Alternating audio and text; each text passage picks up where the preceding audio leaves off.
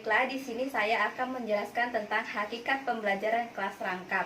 Pembelajaran kelas rangkap merupakan metode pembelajaran dengan mencampurkan beberapa siswa yang terdiri dari 2 atau 3 tingkatan kelas yang berbeda ke dalam satu kelas yang sama dan diajarkan oleh satu orang guru dalam waktu tertentu. Lalu, pembelajaran kelas rangkap juga memiliki 2 hal pokok, yaitu dicampur secara integratif dan berpusat kepada siswa.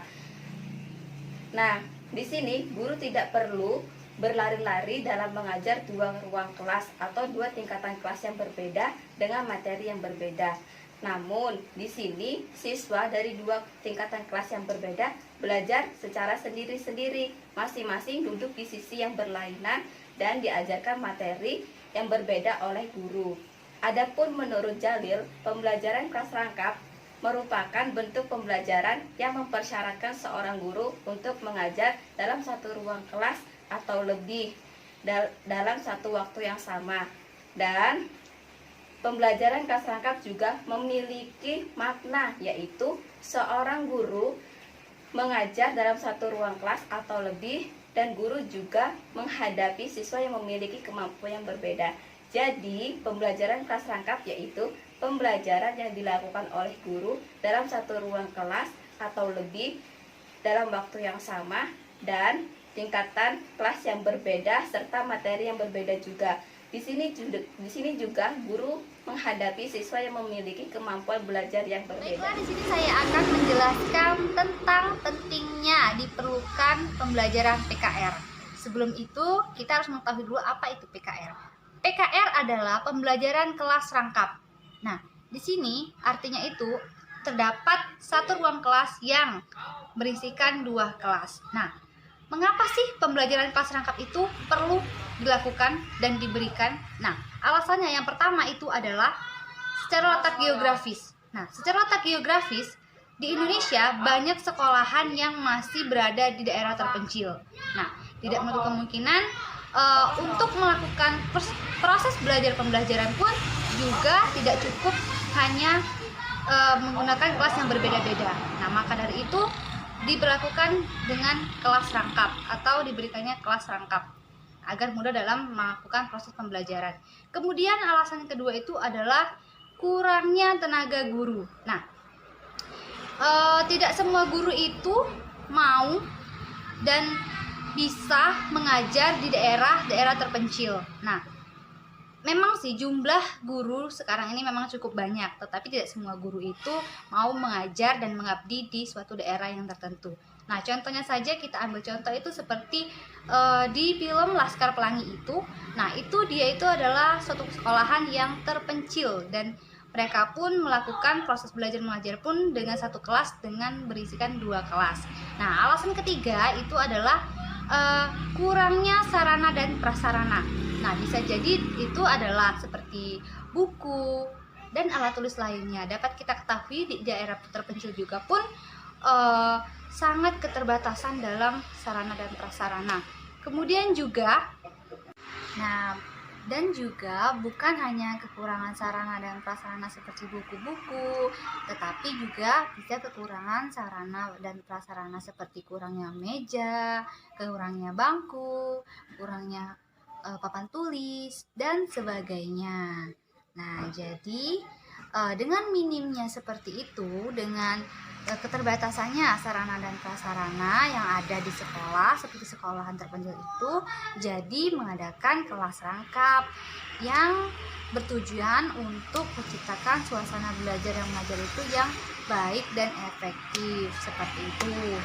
Nah, kemudian juga alasan yang keempat ataupun berikutnya itu adalah guru yang tidak dapat hadir dikarenakan ada halangan ataupun bisa seperti mungkin guru yang sedang izin ke luar kota, guru yang sedang sakit, atau bahkan guru yang sedang dilanda musibah seperti misalkan musibah banjir, misalkan Ibu Rosi ataupun Ibu Yelpi sedang mengalami suatu masalah kebanjiran. Nah, bisa juga kebetulan ada guru baru. Nah, dan bisa digantikan oleh guru baru tersebut ataupun guru yang lainnya agar dapat tetap melaksanakan proses belajar pembelajaran di kelas agar tidak kosong saja seperti itu. Inilah fungsinya PKR, pembelajaran kelas rangkap, seperti itu. Kemudian juga terdapat alasan seperti sekolahan yang sedang direhab, yang sedang diperbaiki. Nah, kan tidak mungkin belajar dalam kondisi kelas yang masih direhab. Otomatis belum lengkap fasilitasnya seperti itu. Jadi, guru perlu melakukan yang namanya pembelajaran kelas rangkap tadi. Jadi dalam satu kelas terdapat 2 kelas seperti itu. Jadi dalam mengajarnya juga guru bisa menghemat waktu. Nah, agar guru juga tidak mondar-mandir ke kelas A, ke kelas B seperti itu kan. Nah, jadi dirangkapkan saja kelasnya itu. Jadi yang bukunya itu mungkin tadinya misalkan hanya ada 10, orangnya banyak atau lebih dari 30, itu bisa saling kongsian dengan anak yang lain, saling bergantian dengan anak yang lain seperti itu. Jadi membuat juga proses belajar mengajar itu tidak terhambat, tidak lama seperti itu, karena dapat kita lihat anak-anak itu mempunyai kriteria ataupun wataknya itu masing-masing. Jika kelasnya itu dipisah-pisah seperti itu, nah guru itu otomatis akan sulit ya belajar ke sini ke situ. Jadi membuat bising sehingga membuat tidak konsentrasi dalam melakukan proses pembelajaran. Jadi menurut saya lebih baik digabungkan saja, yaitu kelas rangkap seperti itu. Jadi bisa diawasi semua oleh pandangan mata kita. Kita tidak harus pulakir ke kelas A, ke kelas B seperti itu. Nah, jadi intinya pembelajaran PKR ini sangat penting diterapkan di mata kuliah perkuliahan karena akan tidak mungkin guru itu nantinya berada semua di perkotaan atau mengajar di perkotaan. Akan ada mengajar di perdusunan ataupun daerah-daerah terpencil. Jadi siap tidak siap, guru sudah mempunyai bekal bagaimana cara langkah dalam mengajar proses pembelajaran kelas rangkap ini. Di sini saya akan menjelaskan contoh dari gambaran pembelajaran kelas rangkap yang ideal.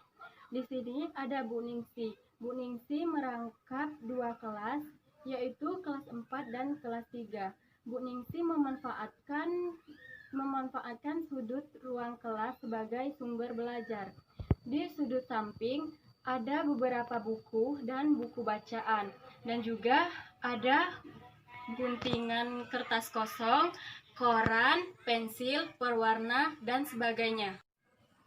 Dan di sudut yang lain juga ada beberapa benda yang menandakan bahwa sudut tersebut adalah sudut IPA, karena di dalamnya ada tumbuhan yang berisi dalam pot-pot kecil, botol-botol, kupu-kupu dan belalang yang sudah diawetkan, gambar tubuh manusia, gambar hewan, gambar tumbuhan, dan ada juga peralatan listrik seperti lampu, kabel, baterai, dan sebagainya. Kemudian Bu Ningsi menjelaskan kepada anak kelas 4 tentang materi ikan gabus. Bagaimana ikan gabus itu bernapas, di mana ia hidup, bagaimana ia berkembang biak, dan bagaimana ia mempertahankan hidup jika air kering. Kemudian Bu Ningsi bertanya kepada anak-anak cara menangkap ikan gabus tersebut. Beberapa anak-anak menjawab cara dan alat apa saja yang digunakan agar dapat menangkap ikan gabus tersebut.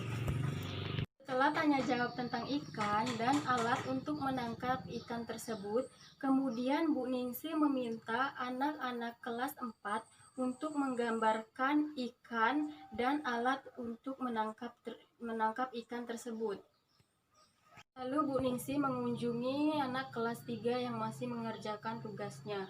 Bu Ningsi memantau dan memberi pujian. Kemudian Bu Ningsi meminta anak-anak untuk kembali ke tempat duduknya masing-masing dan menjelaskan pembelajaran matematika. Kemudian Bu Ningsi menulis soal matematika di papan tulis dan meminta anak-anak untuk mengerjakan soal tersebut. Bu Ningsih selanjutnya memantau pekerjaan anak kelas 4 dan mengumpulkannya. Selanjutnya, ia menerangkan pembelajaran bahasa Indonesia tentang kalimat aktif dan kalimat pasif. Selanjutnya, Bu Ningsih meminta anak-anak kelas 4 untuk membuat karangan singkat yang berawalan dan berakhiran. Siapa yang sudah selesai boleh menuju sudut sumber belajar yang ada buku-buku bacaan. Bu Ningsih kembali ke kelas 3 memantau murid secara bergilir dan membantu murid yang mengalami kesulitan. Bu Ningsih juga menerangkan kembali pada murid yang mengalami kesulitan. Memberi balikan, dan setelah itu mereka diberi soal kembali untuk sebagai Sini PR. saya akan menjelaskan tentang prinsip-prinsip PKR yang menyebabkan kegiatan belajar mengajar menjadi berikut.